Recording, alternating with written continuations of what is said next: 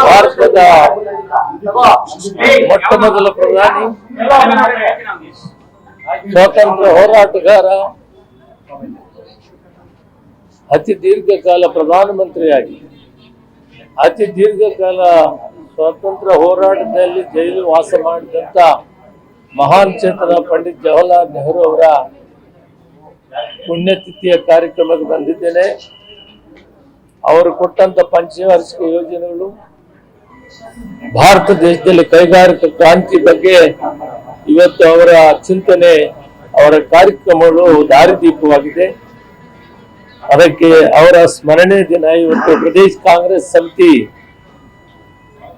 ಇವತ್ತು ಈ ಕಾರ್ಯಕ್ರಮವನ್ನು ಏರ್ಪಾಡು ಮಾಡಿದ್ರೆ ಆ ಕಾರ್ಯಕ್ರಮದಲ್ಲಿ ಭಾಗವಹಿಸಕ್ಕೆ ಬಂದಿದ್ದೇನೆ. ಅಧ್ಯಕ್ಷರು ಇವತ್ತು ಇನ್ನು ಬಂದಿಲ್ಲ. ಸಿ ಚಂದ್ರಶೇಖರ್ ಕಾರ್ಯಾಧ್ಯಕ್ಷರ ನೇತೃತ್ವದಲ್ಲಿ ಈ ಕಾರ್ಯಕ್ರಮವನ್ನ ನಡೆಸ್ತೀವಿ. ಪಂಡಿತ್ ಜವಾಹರ್ಲಾಲ್ ನೆಹರು ಅವರ ಒಂದು ನಿರ್ಣಯಗಳು ಮಹಾತ್ಮ ಗಾಂಧೀಜಿ ಸ್ವಾತಂತ್ರ್ಯ ಹೋರಾಟಕ್ಕೆ ಮಹಾಪಿತರಾಗಿ ಮಾರ್ಗದರ್ಶನಾಗಿ ಅವರ ಮಾರ್ಗದರ್ಶನದಲ್ಲಿ ಪಂಡಿತ್ ಜವಾಹರ್ಲಾಲ್ ನೆಹರು ಈ ದೇಶವನ್ನ ಸುಭದ್ರವಾಗಿ, ಶಾಂತಿಯಾಗಿ, ವ್ಯವಸ್ಥಿತವಾಗಿ ನಡೆಸಿದ್ದಾರೆ. ಅವರ ಮಾರ್ಗದರ್ಶನ, ಅವರ ಒಂದು ಮುಂದಾಲೋಚನೆ ಇವೆಲ್ಲವನ್ನೂ ಕೂಡ ನಮಗೆ ದಾರಿದೀಪವಾಗಲಿ ಅಂತ ಅವರಿಗೆ ಸ್ಮರಣೆ ಮಾಡ್ತೇವೆ. ಸರ್, ಈಗ ನಾಳೆ ಸಿಎಂ ಸಿದ್ದರಾಮಯ್ಯ ಅವರು ಬ್ರೇಕ್ಫಾಸ್ಟ್ ಮೀಟಿಂಗ್ ಕರೆದಿದ್ದಾರೆ. ಏನ್ ಸರ್ ಮೈನ್ ಉದ್ದೇಶ?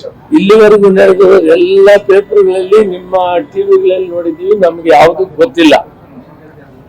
ಮಾನ್ಯ ಮುಖ್ಯಮಂತ್ರಿಗಳು ಬೆಳಿಗ್ಗೆ ಕರೆದಿದ್ದಾರೆ ಅಂತ ನೀವ್ ಹೇಳ್ತಾ ಇದ್ದೀರಿ. ನನಗಿನ್ನೂ ಮೆಸೇಜ್ ಇಲ್ಲ. ಮೆಸೇಜ್ ಬಂದಿಲ್ಲ? ಇಲ್ಲ. ಮಾನ್ಯ ಮುಖ್ಯಮಂತ್ರಿಗಳು ಕರೆದ್ರೆ ನಾವು ಹೋಗ್ತೀವಿ, ಏನ್ ವಿಷಯಗಳನ್ನ ತಿಳ್ಕೊಂತೀವಿ.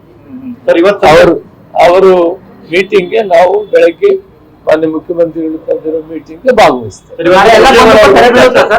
ನಾಳೆ ಎಲ್ಲ ಗೊಂದಲಕ್ಕೂ ತೆರೆ ಬೀಳುತ್ತಾ ಅಂತ ಮುಖ್ಯಮಂತ್ರಿಗಳನ್ನ ಭೇಟಿ ಆಗದೆ ನಾನೇನು ತೀರ್ಮಾನ ಹೇಳಕ್ಕಾಗಲ್ಲ.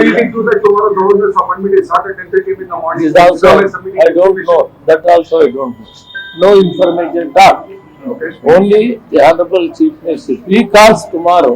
We will attend the meeting. Sir, ಇವತ್ತು ಸಂಜೆ ಸುರ್ಜೇವಾಲ ಅವರು ಬರ್ತಿದ್ದಾರೆ ಸರ್. ಯಾವ ವಿಚಾರಕ್ಕೆ ಸರ್? ಡೆಲ್ಲಿ ಹೋಗಿ ಮಾತುಕತೆ ಮಾಡಿದ್ರೆ ಅದಾದ ಬಳಿಕನೂ ಕೂಡ ರಾಜ್ಯಕ್ಕೆ ಬರ್ತಿದ್ದಾರೆ ಅಂದ್ರೆ ಯಾವ ಉದ್ದೇಶಕ್ಕೆ? ಇವೆಲ್ಲಕ್ಕೂ ಕೂಡ ಸ್ವಲ್ಪ ಟೈಮ್ ಸಮಾಧಾನವಾಗಿರಿ. ಮುಖ್ಯಮಂತ್ರಿಗಳು ರಾತ್ರಿ ಬಂದಿದ್ದಾರೆ. ನಾಳೆ ಬೆಳಿಗ್ಗೆ ನೀವೇ ಹೇಳ್ತಾ ಇದ್ದೀರಿ ಬ್ರೇಕ್ಫಾಸ್ಟ್ ಮೀಟಿಂಗ್ ಕರೆದಿದ್ದಾರೆ ಅಂತ. ಆ ಕರೆದಾಗ ನಾವು ವಿಷಯಗಳನ್ನ ಚರ್ಚೆ ಮಾಡ್ತೀವಿ. ಅವರ ಶಿಸ್ತನಿ ಸಿಪಾಯಿ. ದಲಿತ ಸಿಎಂ ಕೂಗು ಬಗ್ಗೆ ಚರ್ಚೆ ಸಿದ್ದರಾಮಯ್ಯ ರಾಜೀನಾಮೆ ಕೊಟ್ರೆ ದಲಿತ ಸಿಎಂ ಕ್ಲೈಮ್ ಮಾಡ್ತೀರಾ ಸರ್? ಹೈಕಮಾಂಡ್ ತೀರ್ಮಾನಕ್ಕೆ ಬದ್ಧವಾಗಿರ್ತೇನೆ. Thank you.